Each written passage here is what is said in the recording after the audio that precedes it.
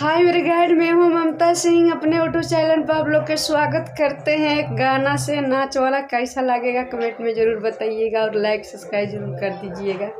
तो चलिए मैं गा के सुनाते हैं, आप लोग सुनिएगा।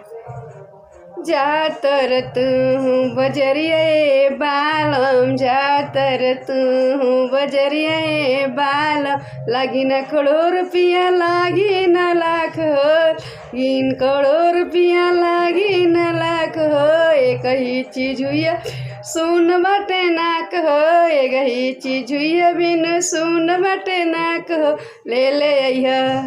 ले ले अइह नाक के नथुनिया ए बालम, ले ले अइह नाक के नथुनिया ए बाल, हम ले ले अइह।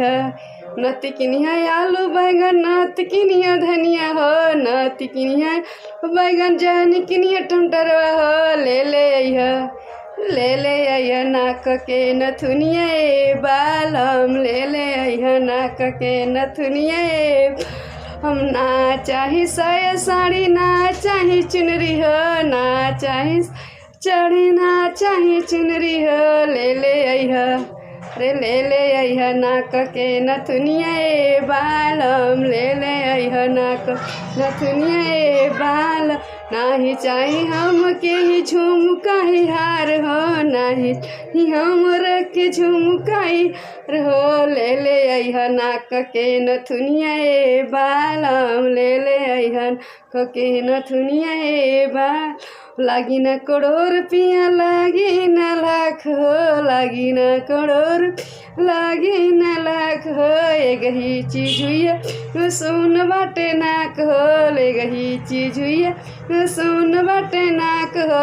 ले ले अइह नाक के नथुनिया ए बालम, ले ले अइह नाक नथुनिया ए बालम।